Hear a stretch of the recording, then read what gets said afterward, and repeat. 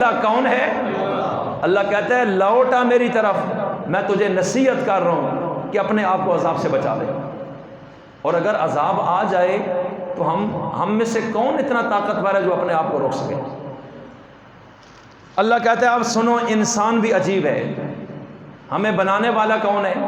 تو اس سے زیادہ ہمیں تو کوئی نہیں جانتا، ہم خود بھی اپنے آپ کو اتنا نہیں سمجھتے جتنا اس کو پتہ ہے۔ اب اللہ کہتا ہے سنو، فَأَمَّا الْإِنسَانُ إِذَا مَا ابْتَلَاهُ رَبُّهُ فَأَكْرَمَهُ وَنَعَمَهُ فَيَقُولُ رَبِّي أَكْرَمَنِ، کہ انسان کو جب میں آزماتا ہوں، اللہ جب آزماتا ہے دے کر بھی اور لے کر بھی، جس کو دے رہا ہے پھر بھی آزمائش ہے، جس سے لے رہا ہے اس میں بھی آزمائش ہے۔ اللہ کہتا ہے دونوں طریقوں سے میں انسان کو آزماتا ہوں، اور انسان کو جب رب آزماتا ہے دے کر، اللہ اس کو عزت بہت دیتا ہے، اللہ اس کو نعمتیں دیتا ہے، گاڑی، کوٹھی، بنگلہ، مکان، عزت، عہدہ، ایک نام بن جاتا ہے۔ اللہ کہتا ہے یہ میں دیتا ہوں، پھر کیا ہوتا ہے؟ فَيَقُولُ رَبِّي أَكْرَمَنِ، تو انسان کہتا ہے میرے رب نے میری بڑی عزت کی، کیوں؟ کہ یہ میرے اندر خوبیاں ایسی تھی کہ اللہ نے ایسے کرنا تھا۔ اب یہ اپنی تعریف کرتا ہے، اپنے آپ کو بڑا بناتا ہے کہ یہ میں نے ایسے کیا تو ایسے ہوا، یہ میں نے ایسے کیا تو ایسے ہو گیا۔ اللہ کہتا ہے اس وقت یہ اپنی تعریفیں شروع کرے گا۔ وَأَمَّا إِذَا مَا ابْتَلَاهُ وَأَمَّا إِذَا مَا ابْتَلَاهُ رَبُّهُ، اور جب اس کا رب اس کو دوسری طریقے سے آزماتا ہے، فَقَدَرَ عَلَيْهِ رِزْقَهُ، اس پر رزق تنگ کرتا ہے، کاروبار ڈاؤن ہوتا ہے، مال میں نقصان ہوتا ہے، ہر راستہ بند ہونے لگ جاتا ہے، فَيَقُولُ رَبِّي أَهَانَنِ، تو کہتا ہے میرے رب نے مجھے ذلیل کر دیا، میرے ساتھ بڑی زیادتی ہو رہی ہے، دعا کرتا ہوں قبول نہیں ہوتی، وظیفہ پڑھتا ہوں اثر کوئی نہیں ہوتا، اتنے لوگ دنیا میں ان کا کھلا ہوا ہے، میرے رب نے میری عزت نہیں کی۔ اللہ کہتا ہے یہ نہیں سوچتا کہ کرتوت میرے تھے جو اس وجہ سے ہو رہا ہے، اب یہ سارا گند بھی رب کی طرف پھینکتا ہے، اور اگر نعمت ملے تو اپنی تعریفیں شروع کر دیتا ہے۔ اللہ کہتا ہے نہیں، اگر نعمت دے رہا ہوں تو اس میں بھی اعمال کا دخل ہے، اور اگر چھینتا ہوں تو اس میں بھی تیرے عمل کا دخل ہے۔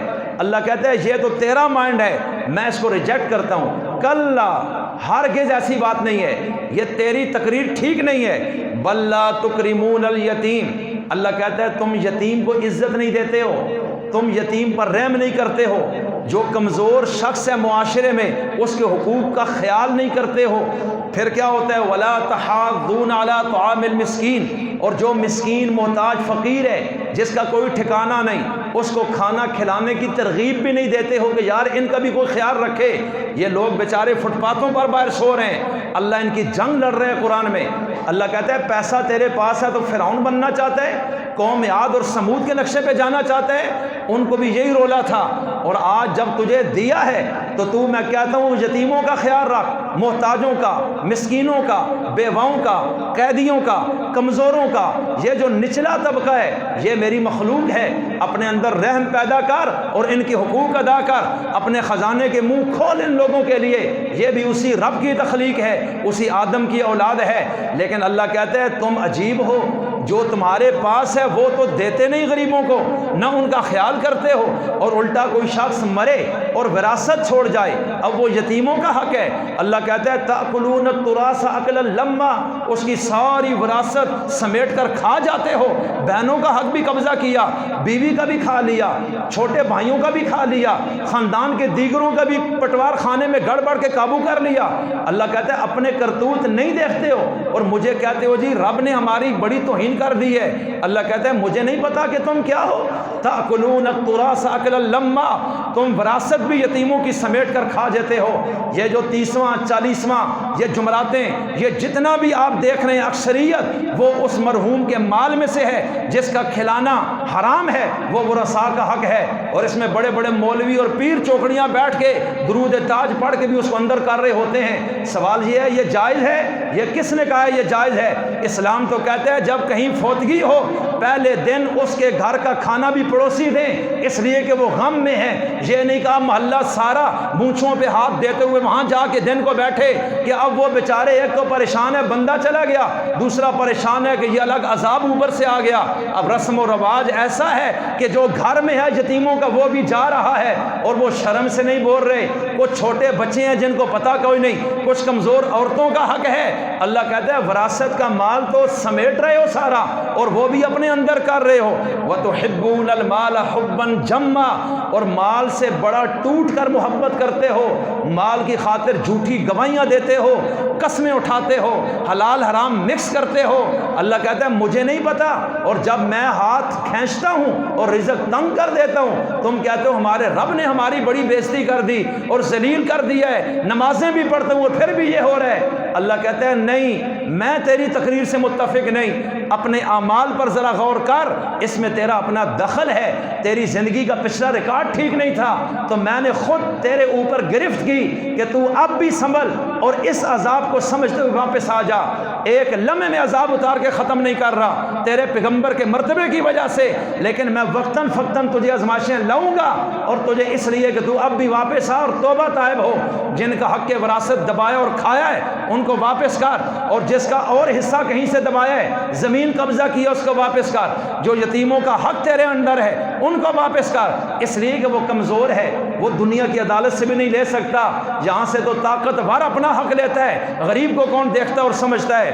اللہ کہتا ہے کلا، ہرگز نہیں، چلاکی نہ کر، اذا دکت الارض دکا، جب کوٹ کوٹ کر اس پوری زمین کو ٹکڑے ٹکڑے کر دیا جائے گا، تمہاری ملکیتیں ریزہ ہو جائیں گی، تمہارے کاغذ ملکیت کی رجسٹریاں پھٹ جائیں گی، اس وقت میں دیکھوں گا کہ تیرے اندر کیا طاقت ہے۔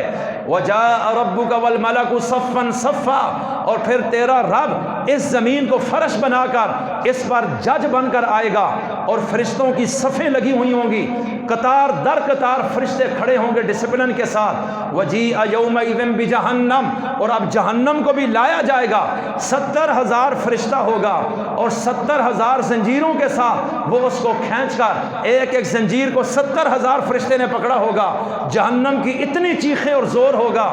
اور اللہ کہتا ہے اس وقت جب جہنم کو لایا جائے گا، یومئذ یتذکر الانسان، آج تو عدالت لگ گئی، فرشتے آ گئے، اللہ بھی آ گیا، جہنم بھی سامنے آ گئی، انسان پھنس گیا ہے، آج ساری ملکیتیں ہاتھ سے نکل کے برابر ہو گئے، اب نظر آ رہا ہے کہ اب تو کیا ہونے والا ہے۔ اللہ کہتا ہے یومئذ یتذکر الانسان، اس دن ہر انسان نصیحت پکڑے گا، ہر انسان اپنے آپ کو بہتر کرنا چاہے گا۔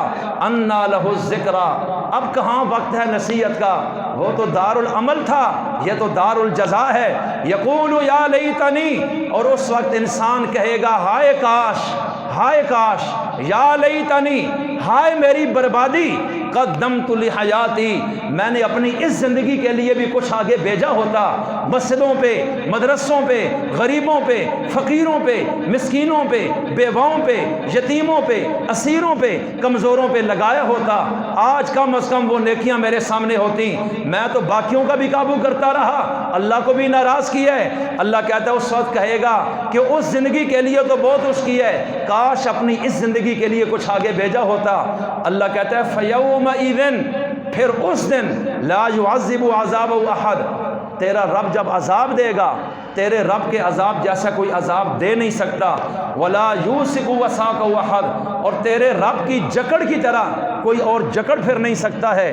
یا ایتھا النفس المطمئنہ، جو ایمان والے، نیک اعمال والے، آپ کی طرح مسجدوں میں آنے والے، اللہ کی باتیں سننے والے، جمعے کے بیان کے وقت دکانیں بند کر کے پہلی اذان کے ساتھ کاروبار کو شٹ اپ کال دے کر واپس آ گئے کہ نہیں اللہ نے کہا ہے یا ایھا الذین آمنوا اذا نودی للصلاۃ، اے ایمان والو جب نماز کے لیے جمعے کے دن بلایا جائے، وذروا البیع، مارکیٹیں بند کرو، دکانیں بند کر دو، کاروبار چھوڑ دو، ریڑیاں چھاپڑے چھوڑ دو، ماٹوں کو چھوڑ دو، اس لیے کہ تمہارے رب نے آج جمعے کو تمہیں بلایا ہے، سورہ جمعہ میں ہے۔ اللہ کہتا ہے چھوڑ دو ان کاروباروں کو، اللہ کی آواز پہ پہنچو۔ جو ہی پہلی اذان ہوئی، کاروبار کرنا حرام ہے، یہ شرعی مسئلہ ہے، لیکن ہم ان چیزوں کو سمجھ نہیں رہے۔ اللہ کہتا ہے جو لوگ آ جاتے تھے مجھے اہمیت دیتے تھے، پھر کیا ہے، وہ تو بڑے اطمینان والے لوگ ہیں، ان کو تو غم کوئی نہیں۔ آج ان کو میں کہوں گا براہ راست یا ایھا النفس المطمئنہ، اے بڑے اطمینان والی جان جس نے دنیا میں اپنے آپ کو تھکایا تھا اپنے رب کو منوانے راضی کرنے کے لیے، اللہ کہے گا میں ان سب کو بلاؤں گا کہ تم ادھر آ جاؤ سارے، ارجعی الی ربک راضیۃ مرضیہ، اپنے رب کی طرف واپس آ جاؤ، آج تم اپنے رب سے راضی ہو اور آج تمہارا رب ہمیشہ کے لیے تم سے راضی ہو چکا ہے۔ فادخلی فی عبادی، اللہ کہے گا تم پریشان نہ ہو، تم میرے بندوں میں داخل ہو جاؤ۔ کون سے بندے؟ اولئک الذین انعم اللہ علیہم من النبیین والصدیقین والشہداء والصالحین، اللہ کہتا ہے وہ نبی ہیں، صدیق، شہداء اور اولیاء ہیں میرے، وہ بے غم کھڑے ہیں، تم بھی ان کے ساتھ چلے جاؤ، آج تم جنت میں جانے والے ہو، تمہارا رب تمہیں بتا رہا ہے وادخلی جنتی، میرے بندوں میں چلے جاؤ اور پھر میری جنت میں داخل ہو جاؤ، جنت الفردوس میں۔ تو یہ اصل کامیابی ہے، ہم نے جس کی کوشش کرنی ہے، آج ہی سے اپنے مائنڈ کو چینج کریں، آپ بدلیں گے، آپ کی اولاد نیک راستے پہ تب آئے گی۔ آپ بے نمازی ہوں گے، اولاد نے نماز کی طرف نہیں آنا، ان کی تباہی بھی آپ کے سر چڑھ جائے گی۔ اس لیے جب آپ اللہ والے بنیں گے، اندر سے خوف خدا ہوگا، آپ یقین جانیں آنے والی نسل میں آپ کے اللہ اپنے نیک لوگ پیدا کر دے گا جو اسی دین کے خادم کل آپ کے درجات کی بلندی کا ذریعہ بھی بنے گا۔ سارے ساتھی ارادہ کرتے ہیں نا انشاءاللہ، اللہ عمل کی توفیق عطا فرمائے۔ وما علینا الا البلاغ۔